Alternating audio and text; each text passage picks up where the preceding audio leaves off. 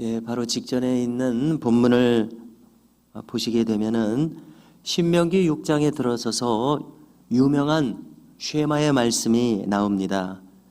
이스라엘 백성들이 이 쉐마의 말씀을 항상 경문으로 만들어서 이마에 팔에 차도록 어려서부터 가르쳤다고 하는 유명한 쉐마의 말씀입니다. 이스라엘아 들으라. 여기 이 들으라가 히브리어로 쉐마입니다. 그래서 쉐마 본문이라고 합니다. 그래서 너의 영혼과 너의 마음과 뜻과 정성을 다하여 하나님을 사랑하고 그분의 말씀을 자녀에게 부지런히 가르치라는 내용입니다. 이제 오늘 본문으로 와서 장차 가나안 땅에 들어간 후에 여러분들이 풍요를 누리게 되었을 때에 조심해야 할 세 가지 명령을 내리시는 것이 오늘 본문입니다. 먼저 가나안 땅은 그들에게 풍요를 줄 것입니다. 만족을 줄 것입니다.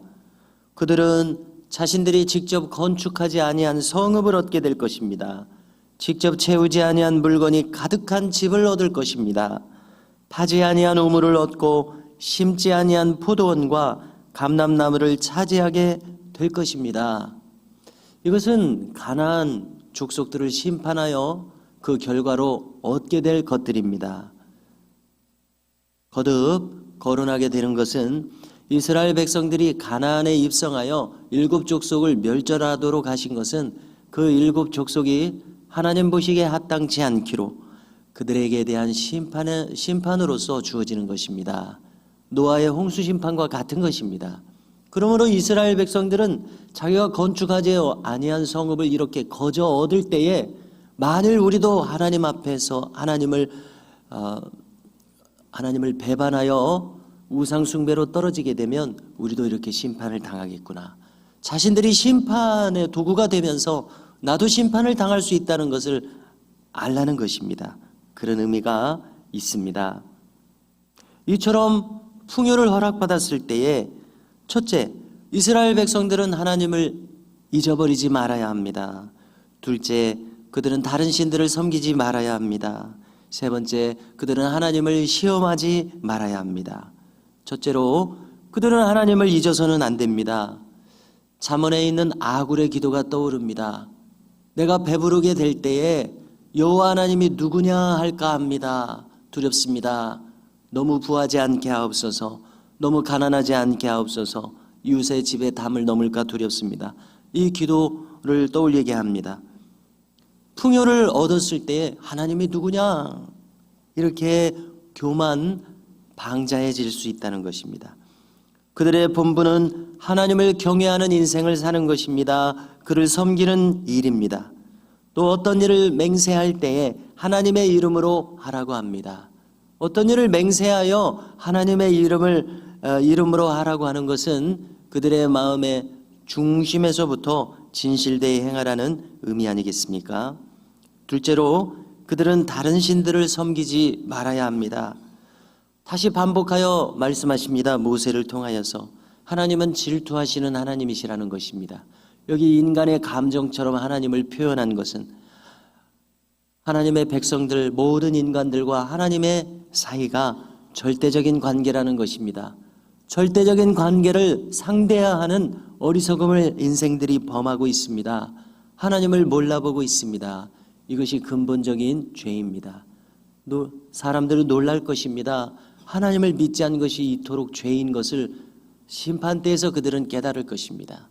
하나님을 믿지 아니한 바로 그와 같은 태도와 온 삶이 인간의 근본적인 죄입니다. 하나님은 질투하신 하나님이시라는 것은 우리와 절대적인 관계를 맺기를 원하시는 하나님이시라는 뜻입니다. 그리하여 여러분들에게 진노하사 멸절시키실까 두렵노라고 모세는 말합니다. 셋째로, 그들은 하나님을 시험하지 말아야 합니다. 이 말은 좀 어렵습니다. 하나님을 시험한다는 것은 무슨 뜻일까?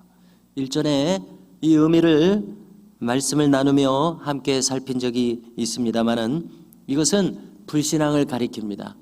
엄연히 하나님은 계십니다. 그러나 하나님이 안 계신 것처럼 생각하는 것입니다. 하나님 안 계신 것처럼 말하고 행동하고 그리하여 그것이 원망과 불평으로 나타납니다.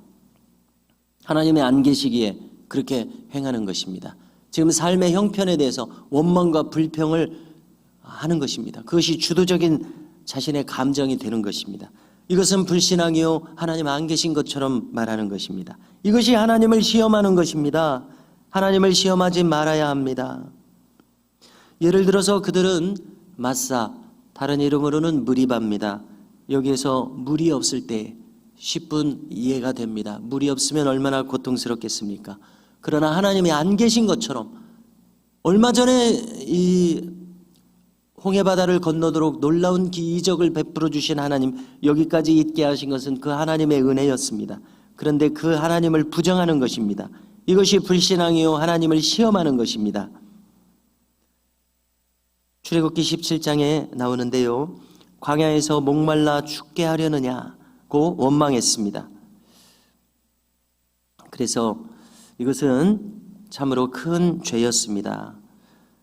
모세는 말합니다. 그 대신 여러분들은 그분의 명령과 증거와 규례를 삼가 지키며 여호와 보시기에 정직하고 선량한 일을 행하라고 권명합니다. 그리하면 복을 받을 것이다. 모든 대적을 그 땅에서 쫓아내실 것이다. 조상들과 언약하신 아름다운 땅을 차지하게 하실 것이다. 이렇게 하나님께서 그들을 책임져 주실 것이다. 이렇게 말합니다. 하나님을 시험해서는 안 됩니다. 그리고 이제 오늘 본문 후반부에 이르게 되면 이제 후일에 자녀들이 하나님의 명령과 규례와 법도가 도대체 무슨 뜻입니까? 라고 묻게 될 것이라는 겁니다. 그때 너희들은 이렇게 대답하라고 일러주십니다. 20절 이하처럼 대답하라고 하시는데요, 마치 세례문답에서 이 신앙에 대해서 묻고 답하는 것과 비슷합니다.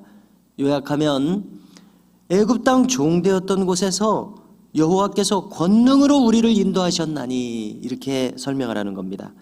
이는 우리가 하나님을 경외하며 항상 복을 누리게 하시려는 것이요 오늘처럼 살아가도록 하시려는 것이니라. 만일 우리가 그의 명령대로 이 모든 명령을 우리 하나님 여호와 앞에서 삼가 지키면 그것이 바로 우리의 의로움이 될 것이니라. 이렇게 설명하라는 것입니다. 의롭다는 것은 쉽게 말하면 옳다는 것이죠. 하나님 앞에 옳게 행하는 일이 될 것이니라. 이스라엘 백성들은 오늘 자신들이 믿는 신앙이 곧 내일 자녀들이 믿는 신앙이 되도록 하라고 지금 명령을 받고 있습니다. 자신의 자녀들이 신앙으로 잘 살도록 신앙의 사람들이 되도록 인도하도록 노력해야 했습니다. 신앙을 가르치는 일은 참으로 중요합니다. 그러나 때때로 우리의 기대와 소망대로 잘 되지 않습니다. 참으로 우리의 자녀들이, 자녀 세대가 신앙을 가지기를 꼭 해야 하는 의무와 당위로서 억지로 하는 신앙이 아니라 사랑의 하나님을 깨닫고 이 사랑의 응답으로서 하는 순종의 신앙이 될 수 있으면 얼마나 좋겠습니까? 이것을 우리의 목표로 기도 제목으로 삼아야 될 것입니다. 성도 여러분, 이처럼 우리는 우리의 언행으로서 신앙의 본이 되게 하여 신앙으로 사는 일을 몸소 보여줌으로써 자녀들에게 평생의 교훈이 되도록 해야 할 것입니다.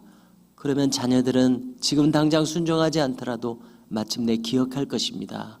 우리의 부모님들이 이렇게 신앙으로 살으셨느라고 우리도 그 길을 따라가자고. 이와 같은 놀라운 역사가 있으면 얼마나 좋겠습니까? 이와 같은 은혜가 우리 모두의 삶 가운데 있게 되기를 주님의 이름으로 축복합니다.